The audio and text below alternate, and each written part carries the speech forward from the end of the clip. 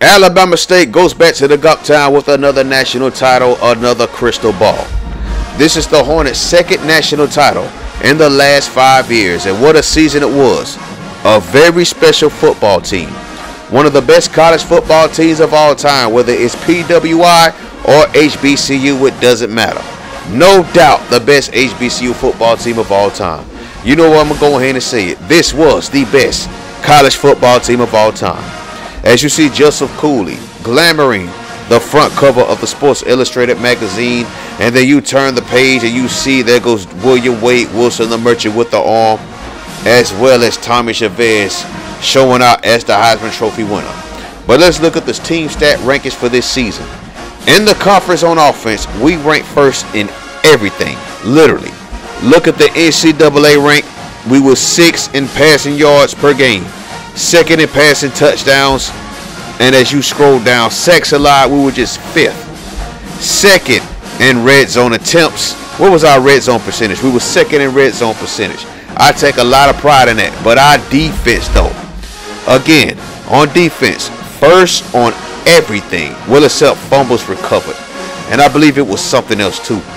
But we no doubt showed that we were the best team in the country this season. So what can we say about the Season 9 Alabama State Hornets? There's a lot to say. There's going to be a lot of players on this team that will eventually be playing on Sundays. Don't be surprised if some of these juniors, don't be surprised if some of them leave. Some of these redshirt sophomores, don't be surprised if some of them leave. This season featured our first ever player to win defensive awards, Chuck Bednarik winner, and as well as the Lombardi winner, I believe it was. Also, it featured a season where we defeated the preseason number 1. We defeated the preseason number 2. We will also go on and defeat the team that would eventually become the ACC champions. Overall, we defeated 3 ranked teams. The lowest team we defeated was ranked number 12. This Alabama State team, the Alabama State whole check defense and the high octane offense, we didn't really have a big flaw. We did have a few flaws, but nothing that cost us a game this season. So we started off up there in Happy Valley, going up against the Penn State Nittany Lions in the second biggest stadium in the country. And my goodness, did we start off bad. Steve Urkel-Bostic fumbled the ball, not once, but twice. And on both of those drives, we were actually getting some big gains. We did have some opportunities to get the ball back on defense, but in the end, we made the plays where we needed to. Here goes the second fumble right here by Steve Urkel-Bostic. I could not believe that. After this, we had to bench him for the rest of the game. But we had Deadpool, and he finally got going. But of course, Sheldon Green with the 3rd turnover of the game right there, as he can't catch a cold to start off the season. But in the end, we found the plays that we needed. Thanks to Tommy Chavez, and thanks to our new true freshman at running back. We will talk about him in just a little bit. Tommy Chavez with this catch and touchdown right here put us ahead by 1 point, and this is something we desperately needed. All we needed now was a big stop on defense, and we got it. But mainly due to the fact that this Penn State wide receiver dropped the ball. And of course, we handed the ball off to our true freshman running back, Justin Frankie Beverly Mays, who had over 1,000 yards this season on just 89 carries and 15 touchdowns, averaging over 11 yards a carry. He made his presence known in the college football world in his first game. We took care of Penn State. We beat them by 8 points, and then we're back on the road, but this time in Austin, Texas. Down in the Lone Star State, we took on the Texas Longhorns, and this game was all about defense and the run game. Jason Reed, 32 tackles on the season. He had 3 interceptions, 1 sack, and 8 TFLs. He might up and leave after this season. He is a junior, and he is a 94 overall. Do not be surprised. William Wade Wilson, the merchant with the arm, had a rough day. He threw 2 interceptions, and one of them went back for a pick 6, I believe. I forgot. But anyway, that was a big tackle. But this run game right here, Steve Urkel-Bostic redeemed himself from last week. Had himself a big game, and of course we could not stop turning the ball over on offense. We had 6 turnovers in the first 2 games of the season, and of course we had Lorenzo Harris, Our goal line specialist bullied his way into the end zone. We won the game 36-19. We're 2-0 on the season. We come back home though. We got the #1 team in the country, the team that just won the national championship from last season, the Ohio State Buckeyes, coming to town. Rashawn Pearson had a big game today, wreaking havoc from his side of the line. But Reggie Bush Anderson straight killed us all game. As you see, he moss Avery Vincent as he mosses our DBs and gets in for the touchdown. Steve Urkel-Bostic, what a way to start off for him. His first time starting in his collegiate career. Remember, before this season, he only had 1 carry in his collegiate career. 1,670 yards rushing, 18 touchdowns, 19 broken tackles on 175 carries, and he should have been up for that Doak Walker Award. I don't care what anybody says. We have one of the best running backs in the country, and probably the best running back duo in the country. Chad Hamilton was on an absolute clinic. He won Punt Returner of the Year, 2,071 all-purpose yards, 8 receiving touchdowns, along with 5 punt returns for touchdowns. The man was on an absolute clinic. His punt return in this game was the difference. We won 49-38. We move on to the next opponent, and it's the Alcorn State Braves. SWAC conference play opens up this week. We're 3-0, and this game once again was all about dominating.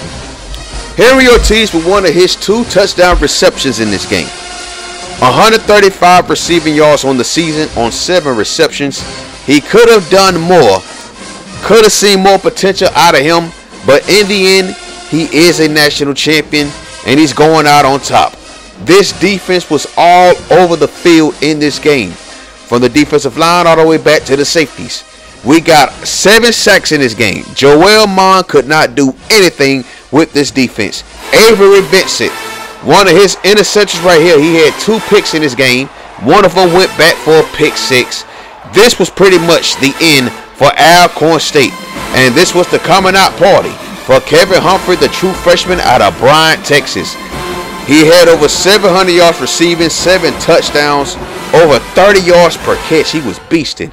We destroyed Alcorn State, and we go down to Tallahassee, 3 hours down the road in Florida, to take on the Florida A&M Rattlers in a game where we finally had an impact player on defense, with the guy that we wanted to be an impact player in the first place, and that was Grant Garcia, the Defensive Player of the Year, winner of the Lombardi Award, and the winner of the Chuck Bednarik Award. Look at the stats on him. Pause if you want to see it. The dude was an absolute monster. William Wade Wilson, the merchant with the arm. I'm still trying to figure out how he got that pass off of Tommy Chavez and got that thing into the end zone. Also featured in this game was our 5-star true freshman running back from San Francisco, California, Lorenzo Harris. You see him on this run right here. 9 touchdowns on the season, 171 rushing yards, almost 6 yards per carry. Great start of his collegiate career for the true freshman running back. Also, Daniel Hayes, our other impact player at linebacker. 41 tackles on the season, 14 tackles for loss, 7 sacks, and here goes one of his 5 forced fumbles. He was an absolute beast. Patrick Collier got some action in this game.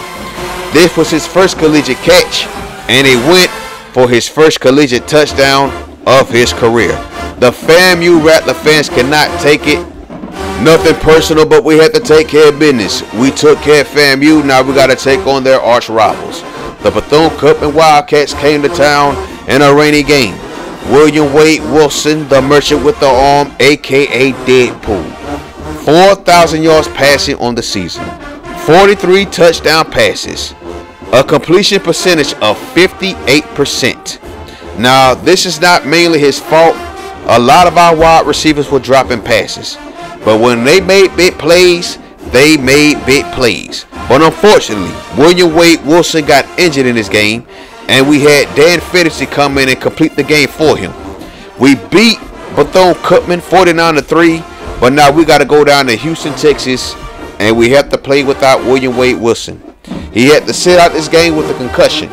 So Dan Fittersy had the first start of his collegiate career, and things did not go well for him. He threw multiple interceptions in this game, but Rashawn Pearson was a spark. Had a big sack in this game, as well as had a fumble recovery. Now, when your offense ain't clicking, the defense has to get stops. That is very imperative. Texas Southern, they have a great defense, suspect on offense, and there goes the fumble recovery right there by Rashawn Pearson after the sack by Ryan Anderson, our true sophomore cornerback. Another spot was this guy, Steve Urkel-Bostic. He ran all over this Texas Southern defense. Dan Fantasy had 8 touchdown passes on the season. This was his only touchdown. Well, take that back. He had 2 touchdown passes in this game.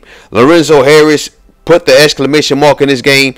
We beat Texas Southern 28-0, our only shutout of the season.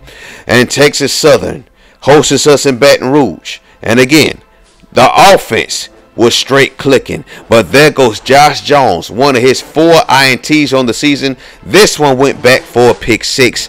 This was the start of something special. We were struggling like crazy on our first drive too. I forgot about that. Southern did a good job getting points on the board, but it just wasn't enough. We were just too much for the Jaguars. Another spark in this game was Bobby Swagger showing that swag. Our number 1 gap closer, 9 tackles on the season, 1 tackle for loss, as well as this sack. This was huge. This killed the momentum for Southern. William Wade Wilson, the merchant with the arm, is back in the lineup, finding Kevin Humphrey right there. A beautiful diving catch by the 6'9" wide receiver. We was all over the place on offense, especially in the second half. Look at this pass right here to Tommy Chavez, though, tackled at the 1-yard line. Tommy Chavez is an absolute monster. And Chad Hamilton on this touchdown catch right here, breaking 2 tackles from impact players and going to the end zone. You don't see it all the time. DBs are very OP in this game. We took care of Southern. We're back in the Gumptown, and this time it's the Magic City Classic. The Bulldogs from the 256 coming down from the hill. John McCowan had a scoop and score in this game after the running back was stripped by Daniel Hayes, and he took that thing back. Now remember, John McCowan got suspended not once but twice this season. Did not do bad though, but he could have done more. But he is a senior, and he did go out on top. Now you see Chad Hamilton with that beautiful touchdown catch right there, straight marching the DB. William Wade Wilson throwing an absolute dot. Look at this run though by Lorenzo Harris. I cannot wait to see the development of Lorenzo Harris and Justin Frankie Beverly and Mays as we go along in this dynasty. Justin Frankie Beverly and Mays had 3 touchdown runs in this game. They could not stop him. We destroyed the Bulldogs, took them all the way back up I-65 North with an L. We take care of A&M. We got Jackson State and Jackson, Mississippi. They're 2-6 on the season, but we can't take them lightly. Tommy Chavez was on an absolute clinic in this game. He had a lot of great games, but this was definitely one of his best. 80 receptions on the season. Over 2,000 yards, another 2,000-yard receiver we have. 21 receiving touchdowns, along with 6 rushing touchdowns on the season. The Biletnikoff Award winner and the Heisman Trophy winner.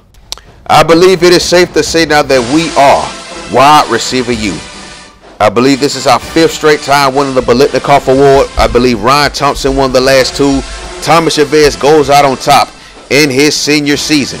And look at this run right here, though, by Steve Urkel-Bostic. You see Kevin Mills, our starting fullback, with the blocks downfield. And after that, it's all about speed. Great job by our offense. Beautiful blocking on that play. Sheldon Green, though, we benched him. I believe it was after the Bethune-Cookman game. He got benched, but after that, he got his stuff together. And lucky for him, Kevin Humphrey was struggling to catch the ball. So Sheldon Money Green had 1,079 all-purpose yards on the season, 10 receiving touchdowns, 2 punt returns for touchdowns, as well as a scoop and score. He scored 3 times in this game alone. On special teams twice and on offense. We destroyed Jackson State. We come back to the Gumptown, and we're taking on the Grambling State Tigers, who are 6-3. Remember, they went winless last season. Brooke Thompson, the fastest running back on this team. 471 yards rushing on the season. 4 tutties.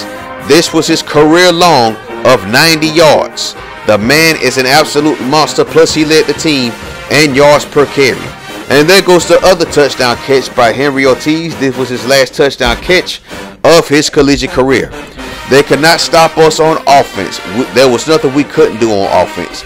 Chad Hamilton had 3 touchdowns in this game alone. Justin Frankie Beverly and Mays is an absolute monster. The development for him is going to be crazy. We beat Grambling State. We put up 80 points on them. And now we got the season finale versus the Miami Hurricanes. Joe Brown had 3 interceptions on the season before this game. He caught 2 today, and both of them went back for a pick 6. Our starter free safety is rocking that number 21 for a reason. He is a beast at the free safety spot. Then we also had Kevin Mills, our black all-star, who got into the end zone for the last time in his collegiate career. He is a senior. He might pop up on Madden. William Wade Wilson was on the clinic. Sheldon Money Green, showing that we should have never benched him. But let's take time to give tribute for this offensive line. Our starting tackles, Kellen McDonald, Edward Atkins, our center Ryan Jones, Ryan McCauley, and Josh Reese are our 2 starting guards. Now remember, we will be losing 4 starters on this offensive line. I believe Ryan McCauley is a redshirt sophomore. He will be back next season. But look at this run right here by Brooke Thompson. Oh, wait a minute. This was the one that went for 90 yards. My bad. Look at him. We even took off the turbo button. He's so fast, man. No doubt the fastest running back on this team. We took care of Miami. We destroyed the Hurricanes. Took them back down to South Florida with an L. And we get to the SWAC championship game versus those Prairie View A&M Panthers, a team that went on to win 10 games on the season. But too bad this wasn't one of them. This is one of the best runs of this series right here by Steve Urkel-Bostic, the Mississippi Dash. The man is an absolute monster and a freak in the open field. You're not going to catch him. Defense was great from start to finish, though. Joe Brown with one of his 5 interceptions right here on the season. We had all kind of turnovers in this game, though. The secondary was doing their thing. We kept doing our thing in the trenches.